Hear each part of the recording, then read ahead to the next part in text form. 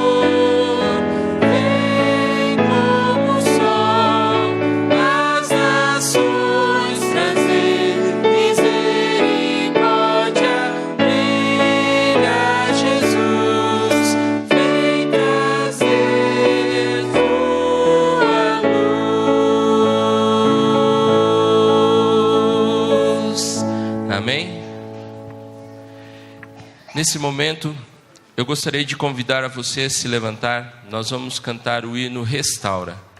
E enquanto nós cantarmos o hino, se você tem algo em seu coração, como o Jama mencionou aqui, nós estamos começando uma semana de oração. Que você possa vir até aqui, ao altar do Senhor, trazendo o pedido que está no seu coração, aquilo que você deseja depor ao altar do Senhor, para que Ele responda para você nessa semana.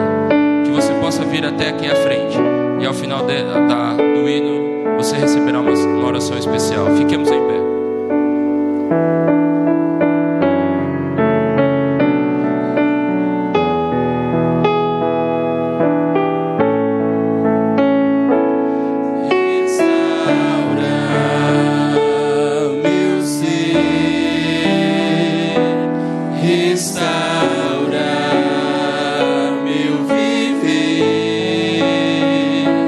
Restaura minha desilusão.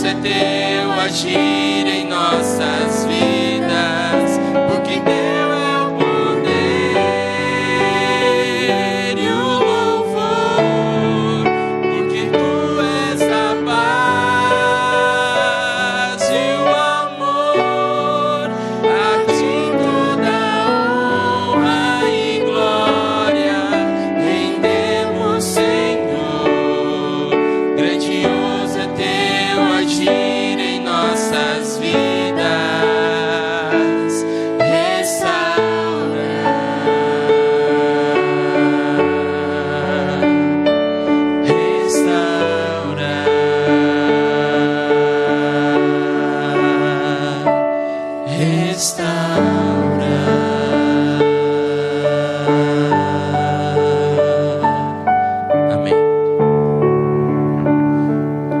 Aquele que puder, vamos nos ajoelhar nesse momento.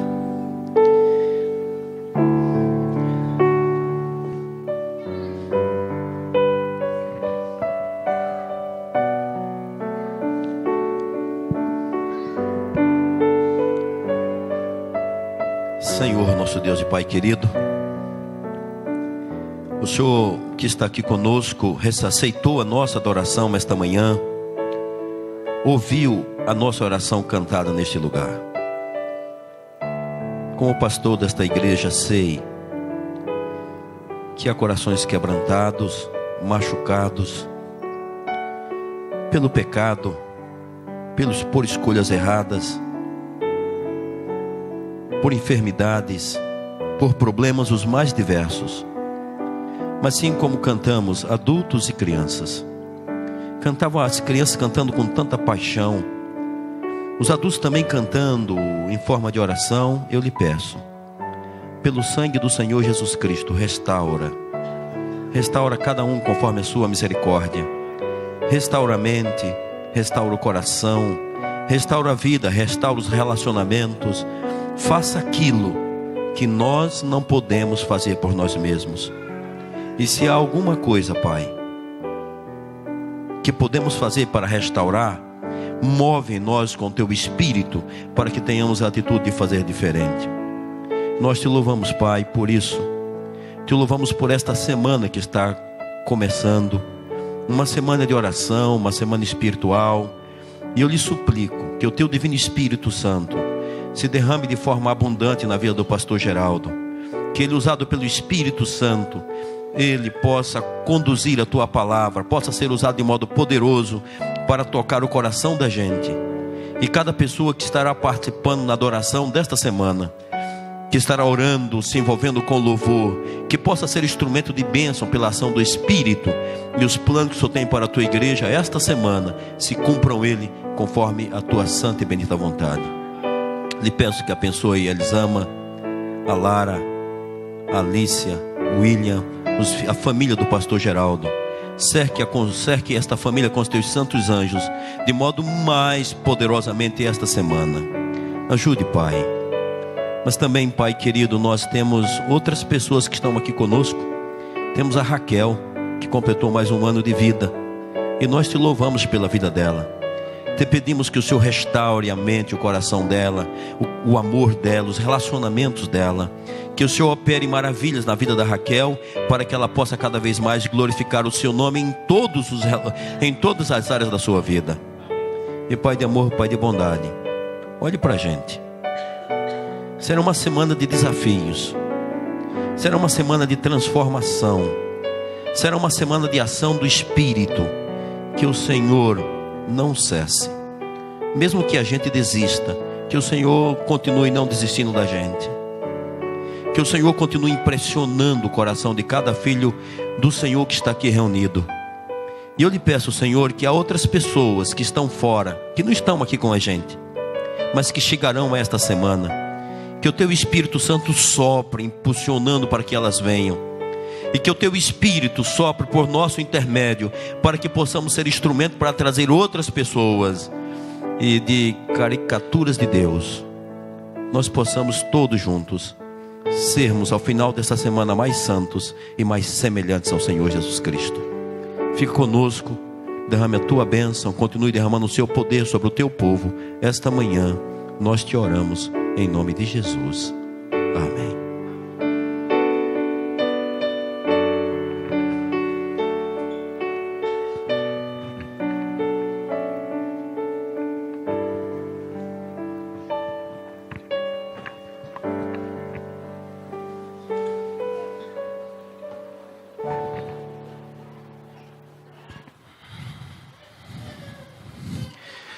Que momento poderoso esse, não é? Da intercessão. Deus seja louvado pelo poder colocado à nossa disposição, pela promessa de restauração. E se você pedir, decidir e agir de acordo com a decisão, da restauração, o Senhor opera a restauração na sua vida, no seu matrimônio, nas suas finanças, no seu relacionamento com Deus. Deus seja louvado. Eu queria rapidamente, porque nosso tempo é exíguo, apresentar minha família que me acompanha nessa manhã. Já é o segundo culto que elas assistem hoje, porque eu fui primeiro em Santa Rita, preguei lá para atender minha igreja amada de lá, e agora elas me acompanham aqui. Então está comigo ali a minha querida e amada esposa, Elisama. É fácil de gravar o nome, ok? Eu amo, tu amas, Elisama. Pronto, gravaram, né? Fácil assim, Elisama. Elisama é natural de Osasco, aqui de São Paulo, mas de família alagoana. Minha filha mais velha está ali, fica em pé por favor, é a Lara. Lara tem 11 anos e é nascida no sul de Minas, na cidade de Lavras. Pode se assentar.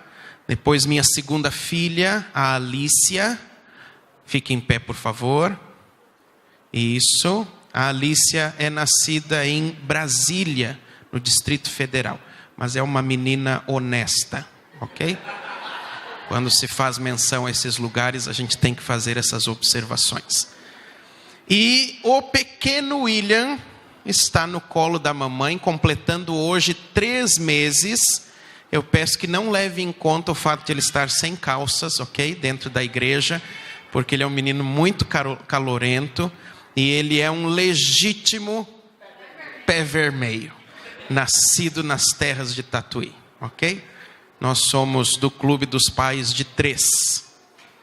Acho que vamos parar por aí, não sei, quem sabe, né? Vai saber. Lara é uma menina linda, inteligente e criativa também. Uma menina firme, decidida, um raciocínio muito rápido. A Alice é uma menina linda, inteligente, criativa, sensível e muito emotiva. Se você der bom dia para ela, ela pode chorar. De tão sensível que é. É uma flor. Elisama é uma mulher decidida, inovadora e que tem a graça de Deus na vida dela, porque se casou comigo. Não, é que ela me atura pela graça de Deus. Não estou dizendo que eu sou a graça de Deus na vida dela, né? E o pequeno William é um nenê. Não sei ainda o que ele vai desenvolver aí, mas ele é muito sorridente. E também tem um pulmão muito forte. Porque quando dá para chorar, os vizinhos ficam até assustados, viu? Então está aí. E eu, que vos falo, sou gaúcho. Ninguém é perfeito. Mas a graça do Senhor vai agindo na nossa vida, dia após dia, e nos convertendo aos pés do Senhor. Não é? Tem que ser assim. O tema dessa semana é caricaturas de Deus. Qual que é a ideia desse negócio para você entender um pouquinho? A caricatura é um tipo de desenho que, por conta das suas formas, traços exagerados, deformados, retratam uma pessoa ou uma situação de maneira grotesca ou cômica. Isso é a caricatura. E nós muitas vezes somos caricatos.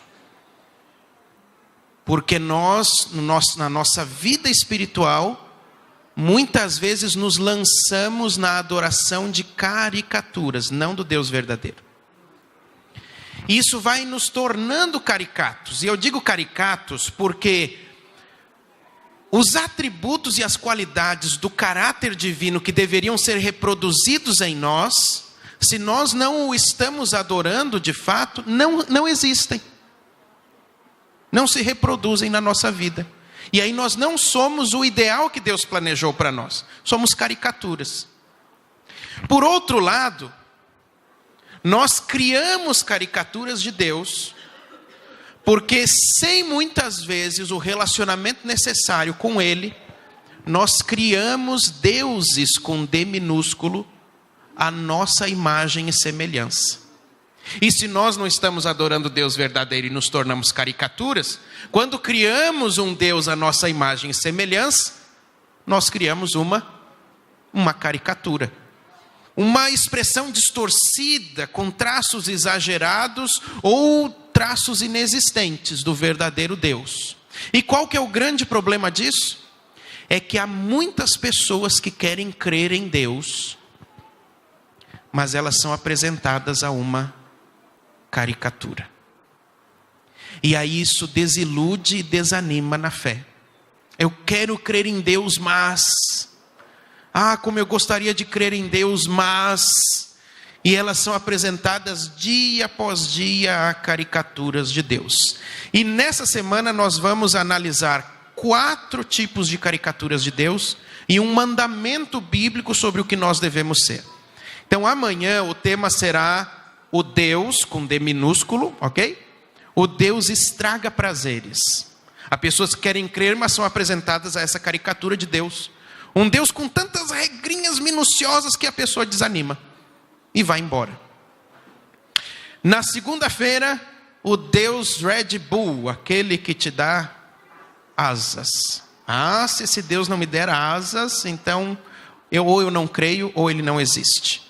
Na terça-feira, o Deus sem coração. Por que pessoas boas sofrem? Esse Deus tem prazer nisso? Esse Deus me traz o sofrimento, porque a bandeira dele é: se você não vem pelo amor, vem pela dor. Na quarta-feira é o Deus on demand, o Deus sob encomenda. Você olha o menu, escolhe o que quer, e se seus pedidos não são atendidos como você deseja, então ou eu não creio em Deus, ou esse Deus não existe. E na quinta-feira, um mandamento. E o título para o tema de quinta é Caricaturas versus Miniaturas. Caricaturas versus miniaturas. Então você é convidado para estar conosco nesse momento especial da semana. E por favor, é semana de oração, não é semana de falação. Então nós teremos os sermões aqui, mas busque a Deus de fato em oração. Aproveite esses momentos que a igreja tem para incrementar sua vida espiritual, para se lançar mais tempo em oração. Quem sabe deixar um pouquinho de lado esse negócio aqui e dar um pouco mais de atenção à sua conexão com Deus e não meramente com o Wi-Fi da sua casa, do seu trabalho ou do local onde você costuma frequentar. Dê mais ênfase à sua comunhão. E para que nós tenhamos maturidade para enfrentar as caricaturas, eu queria sugerir a vocês nessa manhã um capítulo da Bíblia que me toca muito. É um dos meus prediletos. E que nos fala sobre crescimento espiritual. Para nós podermos fazer frente às caricaturas, para não nos tornarmos caricatos e nem ficarmos inventando caricaturas de Deus que são apresentadas às pessoas, desanimando-as do caminho da salvação. Abra por favor sua Bíblia na carta de Paulo aos Colossenses, no capítulo 3. Colossenses capítulo 3. Nesse capítulo de Colossenses, Paulo fala sobre crescimento espiritual. Imagine, por exemplo, que você coloca uma sementinha na terra e 2 folhinhas brotam dali, você fica feliz da vida, mas o tempo passa e aquelas 2 folhinhas não se transformam em 4, nem em 6, ou de repente elas desaparecem, morrem. Que frustração, não é? Imagine, por exemplo, um nenezinho. Dia 13 de julho, às 13h33, nasceu o pequeno William, o meu pé vermelho. E o médico disse que ele era perfeito. Mas eu fiquei surpreso, porque ele não tem dentes. Embora ele tenha uma mordida bem interessante, parece uma tartaruga mordendo o dedo da gente. Ele nasceu com muito pouco cabelo e agora está com menos ainda. O bichinho não anda. Não faz nada sozinho. Aliás, sozinho ele só chora. Porque nem comer sozinho o bichinho come. Mas o médico disse que ele era o quê? Perfeito. Olha que médico. Fez 6 anos de medicina para me dizer uma coisa dessa. Que absurdo. Mas para essa fase da vida, ele é perfeito. Agora, se com 8 anos ele continuar sem dentes, tem algum problema, não é? Com 8 anos ele tem que apresentar dentes. Agora, se com 8 anos ele tem dentes e de vez em quando joga pedra no telhado do vizinho, a gente dá uma corrigida, mas ainda faz parte do processo. Mas se quando ele fizer 30 ele continuar atirando pedra no telhado do vizinho, tem algum problema. Não tem? Então, da mesma forma como as 2 folhinhas que nascem precisam se transformar em 4, em 6 e numa planta, e um nenê que nasce precisa crescer, tudo na vida necessita de crescimento. Porque nascimento sem crescimento deixa de ter propósito. Vou repetir isso. Nascimento sem crescimento deixa de ter propósito. Pense, por exemplo, na igreja central aqui, a mãe de todas as nossas igrejas em Tatuí. Olha o quanto o adventismo cresceu na cidade por conta dessa igreja plantada. Cresceu, expandiu. Temos que crescer muito mais. São 118 mil habitantes de Tatuí, temos 2 mil e poucos adventistas. Tem que crescer muito mais. Mas tem crescido. Nascimento sem crescimento se torna algo sem propósito. E Paulo aqui trata do nosso crescimento espiritual. Capítulo 3 da carta aos Colossenses. E a primeira lição que a gente tira daqui é que o nosso crescimento espiritual depende da nossa união com Cristo. Grave isso. Nosso crescimento espiritual depende da nossa união com Cristo. Primeiro ponto, nossa união com Cristo na sua morte. Veja o versículo 3. Porque morrestes e a vossa vida está oculta juntamente com Cristo em Deus. Nosso crescimento espiritual depende da união com Cristo na sua morte. E o que isso significa exatamente? Paulo, que é mestre em tecer um capítulo teológico, mas logo depois entrar para a vida prática das pessoas, no versículo 5 deixa claro como é que nos unimos em Cristo na sua morte. Versículo 5. Fazei, pois, morrer a vossa natureza terrena, prostituição, impureza, paixão lasciva, desejo maligno e a avareza, que é a idolatria, o amor pelo acúmulo de bens. Por estas coisas é que vem a ira de Deus sobre os filhos da desobediência. Ora, nessas mesmas coisas andastes vós também noutro tempo, quando vivieis nelas. Agora, porém, despojai-vos igualmente de tudo isto: ira, indignação, maldade, maledicência, linguagem obscena do vosso falar. Não mintais uns aos outros, uma vez que vos despistes do velho homem com os seus feitos ou as suas obras. Veja que Paulo usa alguns verbos aqui fortes, enfáticos. No versículo 5 ele diz assim: fazei morrer. Ali no versículo 8 ele diz: despojai-vos. E no 9 é uma vez que vos despistes da natureza terrena, da natureza carnal, daquilo que é ruim. E ele numerou uma série de coisas que brotam disso: prostituição, impureza, paixão lasciva, desejo maligno, avareza. Depois no verso 8, ira, indignação, maldade, maledicência, linguagem obscena do vosso falar e mentira. Tudo isso faz parte. Então, se você nasceu de novo, mas essas coisas continuam fazendo parte da sua rotina e do seu dia a dia, isso é um indicador de que não tem havido crescimento espiritual. Não tem havido crescimento espiritual. Desde as ações, aos pensamentos, até a fala. Essa linguagem obscena no falar não é questão pornográfica, é xingamento. Já viu crente que xinga? Eu já vi. Às vezes a gente se pega xingando, né? No trânsito aí alguém te dá uma fechada e você xinga. Avareza, acúmulo de bens.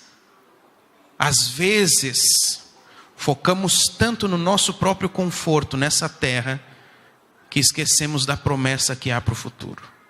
Eu costumo dizer que nossos bens deveriam ter etiquetas, escrito a ser queimado em breve, para não nos apegarmos a isso aí. E mentira: não mintais uns aos outros, Não mintais. Talvez você diga assim: ah, mas eu não minto, pastor, eu não minto. Mas sabe que hoje, nessa era digital, Jama, que a gente conversava aqui, a gente tem às vezes uns vícios para mentir. Antigamente era assim, ó, no meio de cristãos. Fulano, ou irmão, né? Que a gente chama todo mundo de irmão quando não sabe o nome da pessoa. Irmão, ora por mim. A gente dizia: ah, eu vou orar por você, tal. Fica tranquilo.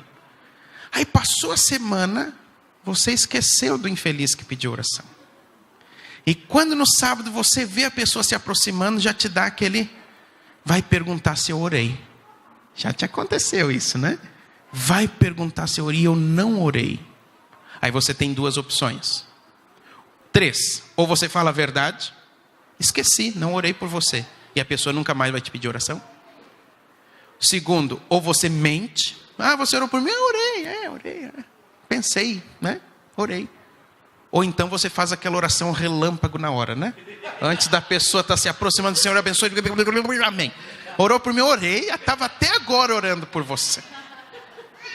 Isso faz parte da vivência mentirosa, às vezes, do cristianismo. E isso se intensificou na era desse aparelhinho aqui, com o aplicativo WhatsApp. Já viram que às vezes em grupos alguém coloca um pedido de oração, um motivo de oração, e automaticamente começam os barulhos de notificação. Pim, pim, pim. Que é o quê? As mãozinhas. E nós substituímos o ato da oração, que é a adoração, por um símbolo digital. E na nossa consciência, nessa era digital perigosa, ao você colocar ali as mãozinhas, o seu cérebro já assimila que você orou. Ao pedir oração, eu botei ali, orei, não orou e não vai orar.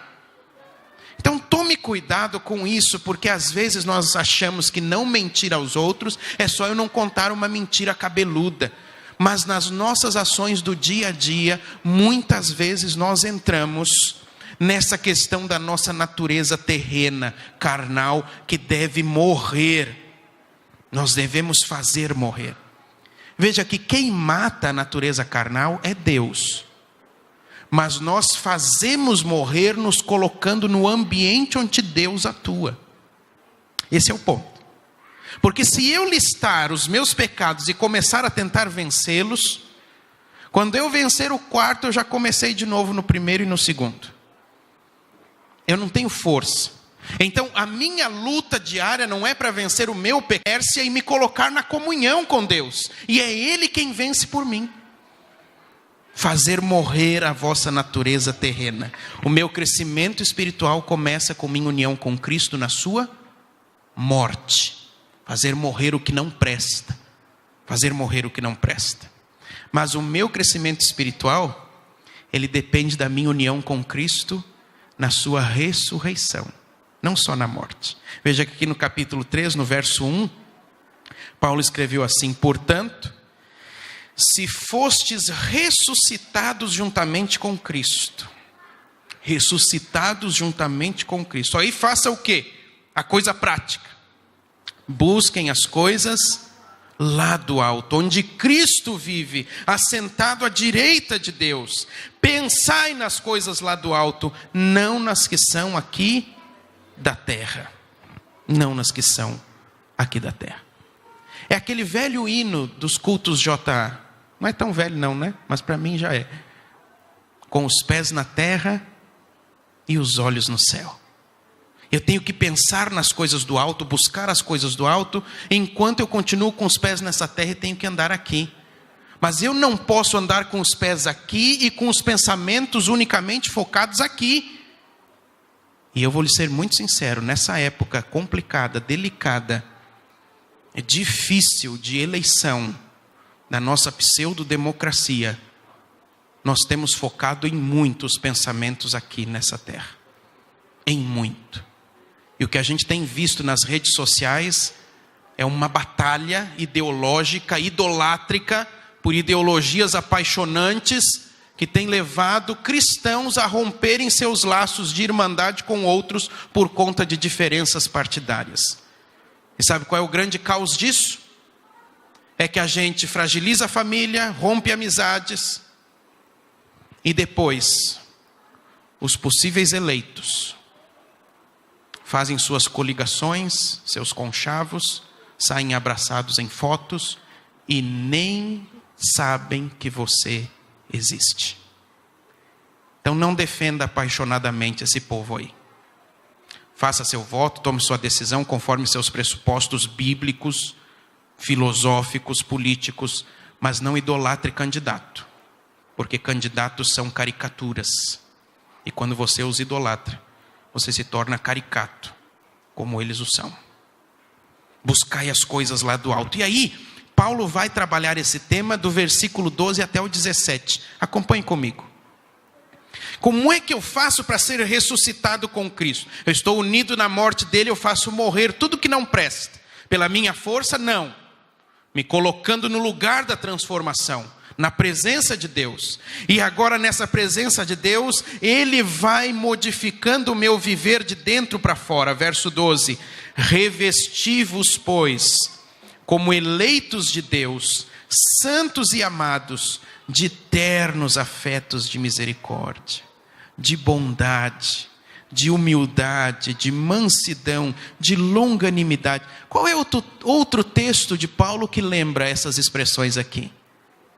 O fruto do Espírito, Gálatas capítulo 5, 22 e 23. E o fruto do Espírito é questão de caráter, uma transformação de dentro para fora, de dentro para fora.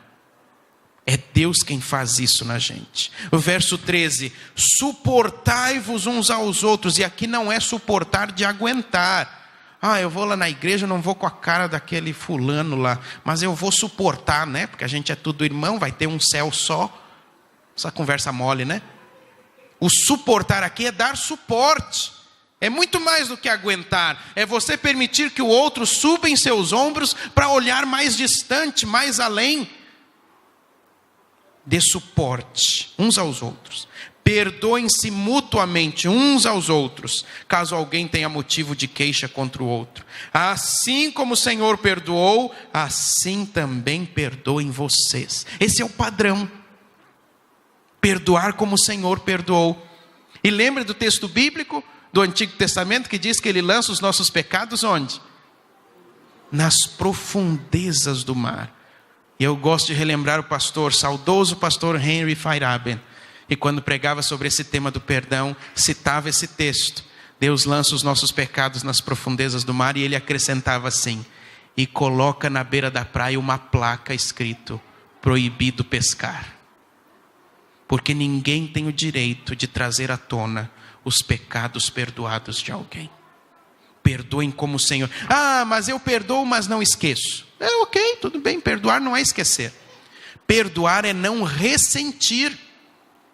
Porque eu lembro quando eu andava lá no Rio Grande do Sul, na grande Porto Alegre, e a gente com a gurizada fazia carrinhos de rolimã. E era uma sensação aquilo.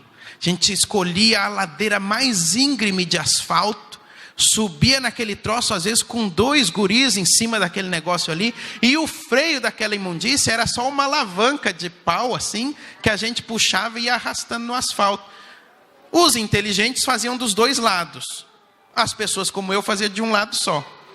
E aí quando você puxava o freio daquele negócio, o que acontecia? Está freando de um lado só, dá o cavalinho de pau, e você é projetado em movimento balístico para se esborrachar lá na frente no asfalto. Eu lembro que numa dessas vezes, minha perna escorregou para o lado, e eu fui raspando o joelho no asfalto, assim.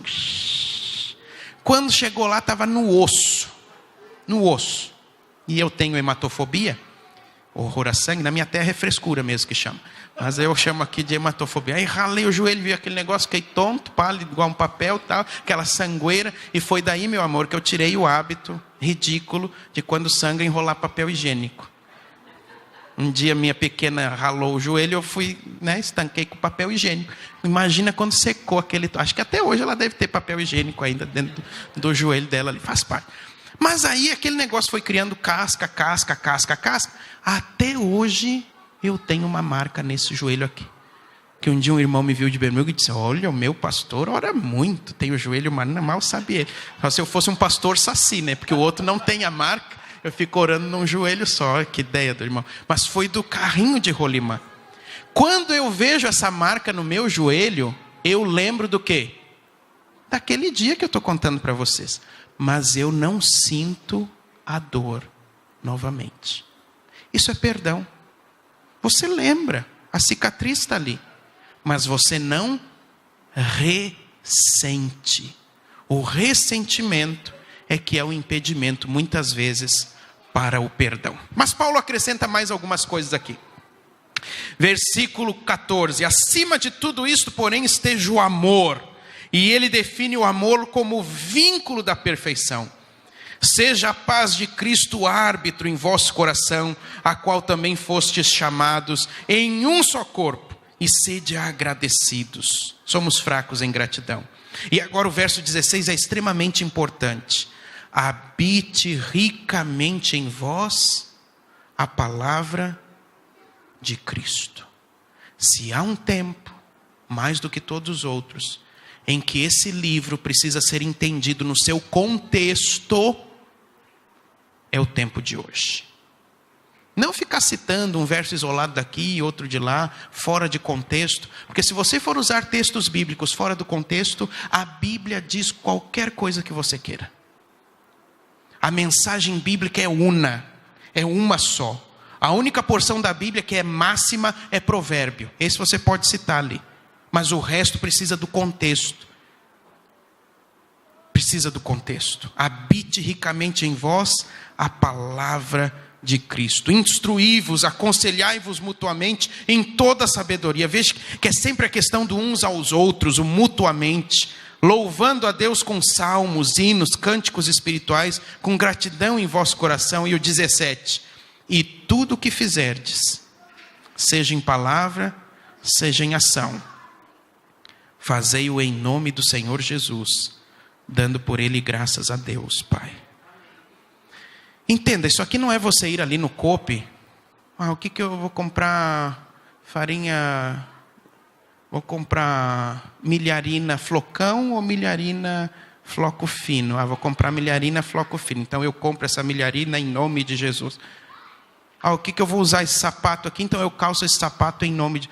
Quando Paulo diz fazei tudo em nome de Jesus, é que as nossas obras precisam estar em harmonia com o nome que nós carregamos. Nós somos cristãos. Ou mantemos atitudes de acordo com o nome do Cristo, ou temos que mudar de nome. Cristãos, façam tudo em nome de Jesus para a glória de Deus Pai. Relembrando, para irmos para os finalmente. O meu crescimento espiritual depende da minha união com Cristo. No que primeiro? Na sua morte. Fazer morrer a natureza carnal. Versos 5 a 11. O meu crescimento espiritual depende da minha união com Cristo na sua ressurreição. Fazer aflorar tudo que o Espírito Santo deseja reproduzir em mim a respeito do caráter de Cristo. Agora, o meu crescimento espiritual influencia diretamente as minhas relações. Se você observar, nós não vamos ler todo o capítulo por conta do nosso tempo, mas você vê que Paulo agora começa a trabalhar a questão das esposas e dos esposos, a partir do verso 18. E por favor, homem, não use esse texto fora do contexto para você tentar subjugar a sua esposa. Casamento é sociedade. O homem tem que ser o sacerdote da família, espiritualmente puxar a família para o lado de Deus. Mas casamento é sociedade, sociedade em todas as áreas. Desde as decisões a serem tomadas, até as atividades domésticas a serem feitas. Então não pense, esposa seja submissa, vem aqui, traz meu chinelo aqui. Sua esposa não é um cachorro adestrado. Então mude, porque na perspectiva bíblica não é isso que quer dizer aqui. Ok? E mulheres, tratem bem o maridinho de vocês. Vocês têm a chave do nosso coração. Nunca esqueça daquele ditado popular: se o homem é a cabeça, a mulher é o quê? O pescoço. Vira a gente para onde quer, não é? Então ajam com amor que vocês conseguem tudo. Maridos, amem a esposa de vocês e não a tratem com amargura, porque coisa terrível é uma mulher amargurada. Uma mulher amargurada é pior do que você ficar preso numa jaulinha de 1 por 1 com um leão faminto. Deixa sua mulher com amargura, você vai ver só o que é. Depois de tratar de esposos e esposas, que o crescimento espiritual influencia diretamente o relacionamento marido e mulher, ele trata do relacionamento dos filhos com os pais. Filhos, obedeçam os pais. E pais, não irritem os seus filhos. Mas veja, não irritem e não permitam que seus filhos façam tudo o que quiserem. Porque essa é a época em que nós vivemos hoje. Os filhos fazem o que querem. É sua majestade a criança. Não é por aí. Criança tem que ter hora determinada por pais para dormir, para comer, para assistir TV, tem que ter hora. Para usar essa imundícia aqui se usa, tem que ter hora. Não é assim. Aí depois, Jama, no livro lá que você está lendo, a gente tem uma sociedade mais emburrecida porque a criança não tem hora para nada. E aí ela sofre de síndrome do pensamento acelerado e fuga de ideias. Aí seu filho tira uma nota assim, feita com compasso lá na escola, ó, redondinho, e você vai reclamar com a escola, sendo que o culpado é você, porque não deu limites ao seu filho. Então, por favor, filhos, obedeçam seus pais. Pais, não irritem os vossos filhos para que não fiquem desanimados. Depois de tratar de esposos e esposas, filhos e filhas, a família, Paulo vai tratar da relação servo e senhor, empregador e empregado. E aí ele diz assim, servos, verso 22, obedeçam em tudo ao vosso Senhor segundo a carne, não servindo apenas sob vigilância. Tem gente que só trabalha se o chefe estiver cuidando. Aliás, tem alguém que diz assim, chefe é como nuvem, quando vai embora o dia fica lindo, claro e feliz, né? Tem gente, tem tanto problema com o chefe que chega a orar, Senhor, me dá paciência, porque se me der força, eu quebro tudo. Não, servos, obedeçam em tudo o vosso Senhor, não servindo apenas sob vigilância, visando agradar homens, mas em singeleza de coração, temendo ao Senhor. Tudo quanto fizerdes, verso 23, fazei-o de todo o coração, porque você trabalha para quem? Não importa se você é pastor ou não é pastor. Você, na sua relação profissional, não trabalha para homens. Você trabalha para Deus. É o que Martinho Lutero chamava dos ofícios. Os dons não são dados para vivermos dentro dessas paredes. O seu dom foi dado para você desenvolver como advogado, como padeiro, como pedreiro, como comerciante, como professor, como administrador, como motorista. Esse é o seu dom. E é lá que a igreja atua, onde você está trabalhando. Por isso lá não é só uma relação profissional. Lá você trabalha para o Senhor. Trabalha para o Senhor. E coisa bonita é o testemunho de um empregado cristão.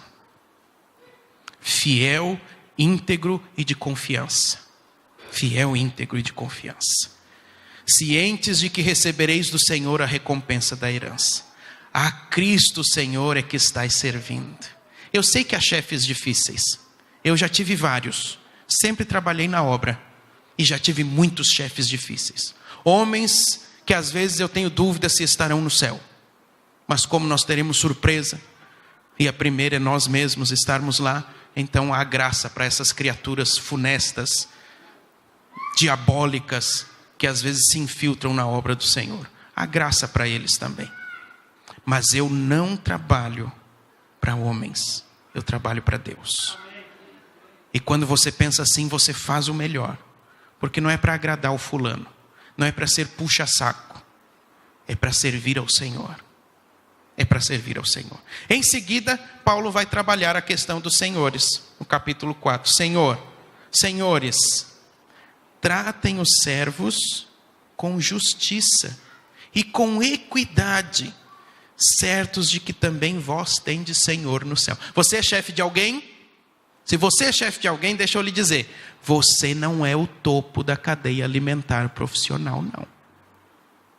Você tem um Senhor no céu, que observa cada trato seu com o seu empregado, com o seu, desculpe essa expressão tão vulgarizada, com o seu subalterno. O Senhor anota tudo, da maneira como o empregador trata o seu empregado. Porque você deveria tratar essa pessoa como deveria tratar o próprio Cristo. Em seguida, de ele trabalhar como o crescimento espiritual transborda para as relações familiares e profissionais, Paulo vai dizer que esse crescimento espiritual transborda para a missão. Primeiro em oração, verso 2. Perseverai na oração, vigiando com ações de graça. Não há crescimento espiritual senão a oração. Quando eu me pego enfraquecido é porque eu vejo está faltando. Preciso orar. Eu não estou falando só da oração que você para ali ajoelhado. Essa é importantíssima, mas você precisa estar em consulta ao Senhor durante o dia inteiro, pedindo sabedoria para as coisas que chegam. Verso 3, a oração intercessora. Suplicai ao mesmo tempo também por nós, para que Deus nos abra a porta à palavra, a fim de falarmos do mistério de Cristo, pelo qual também estou algemado, disse Paulo, para que eu o manifeste como devo fazer. Agora o versos 5 e 6, são os últimos textos dessa manhã. Quando eu tenho crescimento espiritual, isso acontece. Verso 5, portai-vos com sabedoria para com os que são de fora. Paulo não está falando aqui, para os nossos dias, só do seu vizinho. Hoje nós deixamos de nos portar com sabedoria nas redes sociais. Nos comentários, postagens, as pessoas têm questionado, essa é a igreja de Cristo? Se esses são os cristãos, eu prefiro permanecer como estou. Portai-vos com sabedoria para com os que são de fora. Aproveitai o quê? As oportunidades. Eu lembro que eu morei um tempinho no Espírito Santo, foi só 1 ano, graças a Deus. E aí viemos para cá, para Tatuí, a cidade ternura, uma maravilha, coisa muito bom de morar lá, Jama. Mas o trabalho, uma complicação só. E aí viemos para cá. Eu morava num prédio, porque o bairro lá era o Praia da Costa, mais de 34 mil moradores de forma vertical assim. Aí entrei um dia no elevador, daqui a pouco entrou um menino marombadão, vindo da academia. E eu disse, tá aí, né? Quem sabe um dia eu chego lá, né? E aí o menino me olhou, eu estava acho que para sair para a igreja, e ele perguntou assim, o senhor é de igreja? Ele iniciando o diálogo, né? Eu disse, sou. E de que igreja o senhor é? Eu sou da igreja adventista. Ah, aquela ali que é a central, na rua ali, tal. Eu disse, não. Eu vim para começar uma igreja nova no bairro tal. Ah, o senhor veio para começar uma igreja nova? Então, quando começar, o senhor pode me convidar? Eu sou do andar tal, apartamento. Aproveitar as oportunidades. Sabe o local onde você mora? Não é só o seu lugar de conforto. O local onde você mora é a estratégia geográfica de Deus para a expansão do reino. Lá onde você mora. Sabe, o seu trabalho, ele não é só o seu sustento, o seu ganha-pão. O seu trabalho é a estratégia de Deus para que o reino avance lá onde você está trabalhando. Aproveitar as oportunidades. Não estou falando só de entregar um folheto, de dar um livro. Eu estou falando de entreter relacionamento. Ellen White escreveu que é pelas relações sociais que a religião de Cristo entra no mundo. Aproveitem as oportunidades fazendo o quê? Terminando aqui o versículo 6. A vossa palavra seja sempre agradável, temperada com sal, para saberdes como deveis responder a cada um. Temperada com sal. Aqui não é só sabor não, viu? Faça uma pesquisa sobre o sal, você vai ver que todas as ofertas de Israel tinham que ter sal. Era o sal da aliança. A sua palavra tem que ter a aliança de Deus. O viés da reconciliação do homem com Deus. Não é só sabor, não é só ternura. É o poder da ressurreição de Cristo no seu falar. Então, relembrando, para terminarmos, que eu estou ouvindo uns roncos aí. Eu acho que é da minha própria barriga. O nosso crescimento espiritual depende da nossa união com Cristo. Na sua morte e na sua ressurreição. Quando eu cresço espiritualmente, isso transborda para as minhas relações. Marido e mulher, filhos e pais, empregado e empregador. Quando eu cresço espiritualmente, isso resulta em missão, na oração, na intercessão, na minha maneira de me portar para com as pessoas de fora da comunidade de fé e no aproveitamento das oportunidades. E a minha palavra é palavra que carrega a reconciliação do homem com Deus. Tem como ser caricatura vivendo isso? Não tem. Aí você é um representante de Deus quando cresce espiritualmente. Termino lembrando você de uma mulher. Eu fico chocado cada vez que a cito num sermão. Ela entrou para a história como a mulher mais sovina da América. Era conhecida também como a bruxa de Wall Street. O nome dela, Henrietta Robinson, conhecida pelos íntimos, que não eram muitos, como Hattie Green. Quando ela faleceu, nos inícios ali de 1900, ela deixou uma fortuna estimada hoje, no cálculo da moeda de hoje, em cerca de 3 bilhões de dólares. Mas Henrietta Robinson comia no dia um prato de aveia, de mingau de aveia frio, para não gastar gás de cozinha. As suas roupas eram tão surradas que as pessoas na rua confundiam com uma esmolera, uma mendiga, e lançavam moedas que ela fazia questão de pegar para guardar na fortuna dela. Ela era tão mão de vaca, tão pão duro, que quando o seu filho sofreu um acidente de trenó, demorou tanto tempo para ela consultar um médico particular, ela ficou rodando nas clínicas públicas péssimas da época para não gastar, que o seu filho teve a perna infeccionada e ela teve que amputar a perna do filho. Depois que ela se divorciou do marido, que tinha uma fortuna separada da dela, ela foi morar em pensões baratas, alugadas para não pagar imposto territorial. Ela foi morar em pensões baratas dos bairros do Brooklyn e do Hoboken, que na época eram extrema periferia. Ela era rica, mas escolheu viver como indigente. Louca? Ninguém conseguiu comprovar. Excêntrica? Com certeza ela era. Mas sabe qual é a tragédia? Não é a vida dessa mulher.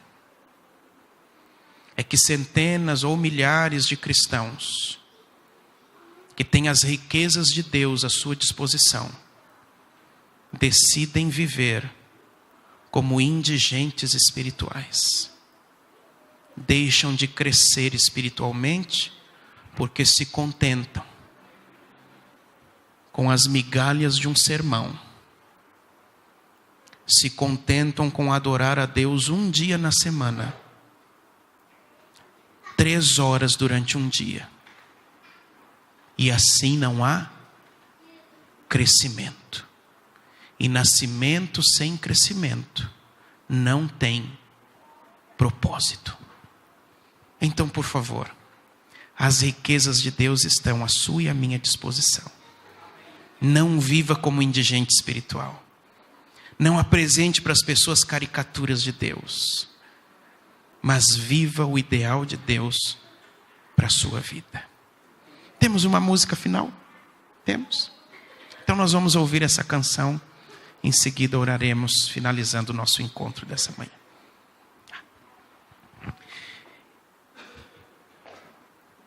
A canção, enquanto for cantada, deve servir ao seu coração. Peça ao Espírito Santo para usar essa canção, para você renovar sua entrega, sua comunhão, e decidir usufruir as riquezas que o céu coloca ao seu dispor.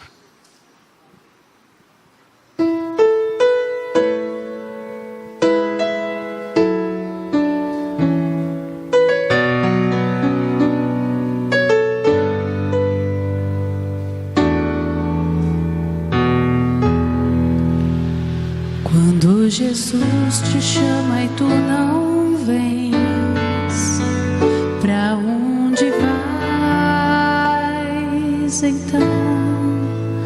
Volta pro mundo e tudo que o contém, mas voltas triste como ninguém.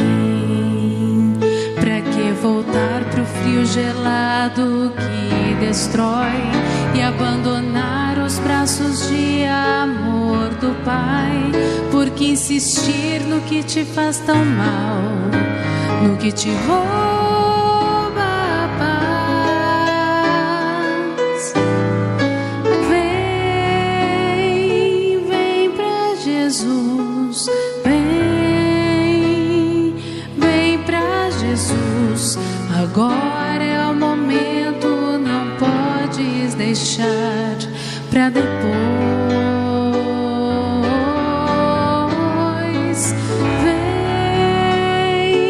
Vem pra Jesus, vem pra Jesus.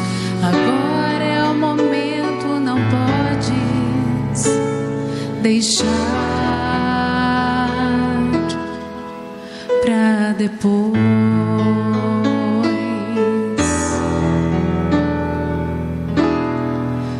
Quando Jesus te chama e tu não vens, pra onde vais então? Voltas pro mundo e tudo que o contém, mas voltas triste como ninguém.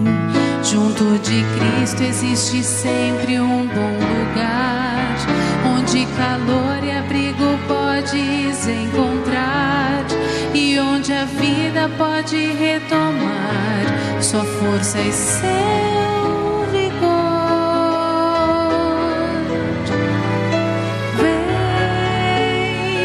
Vem pra Jesus, vem pra Jesus. Agora é o momento, não podes deixar pra depois.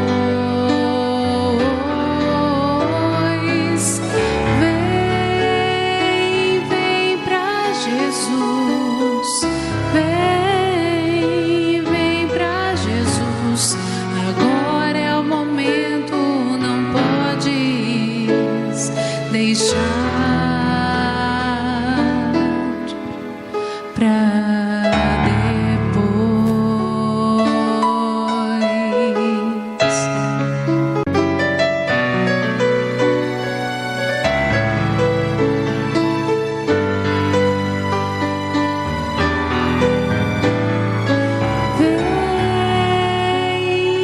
Vem pra Jesus, vem pra Jesus. Agora é o momento, não podes deixar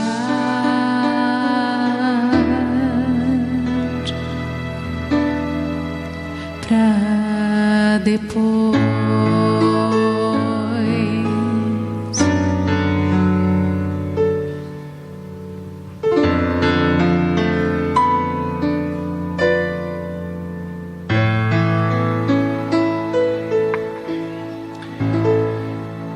Vamos retomar nosso crescimento nessa semana, fazendo morrer nossa natureza carnal e experimentando o poder da ressurreição de Cristo. É isso que Ele deseja. Espero ver você aqui amanhã. Posso orar por você? Vamos ficar em pé para encerrarmos com uma oração.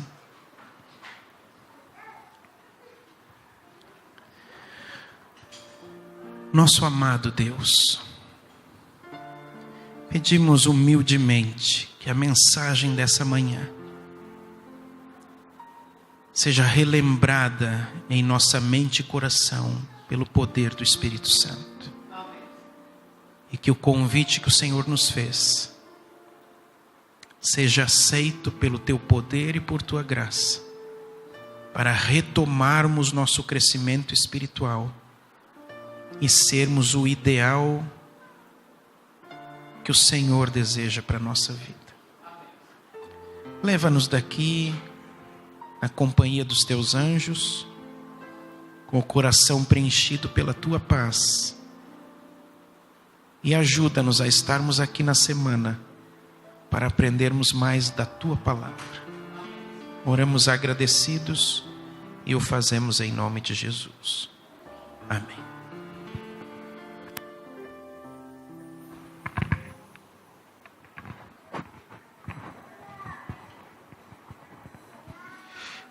Antes, só um recado a todos, de nós cantarmos o hino Permanecer em Mim.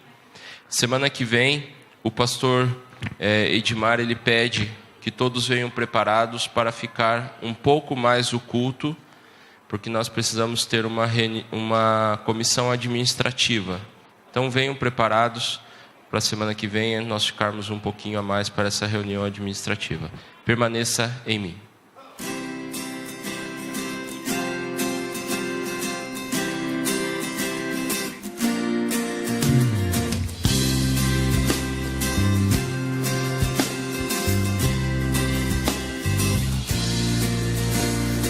Vem, ó Senhor, em mim habitar, pois quero ser templo teu. Quando eu sair desse lugar, que Jesus permaneça em mim.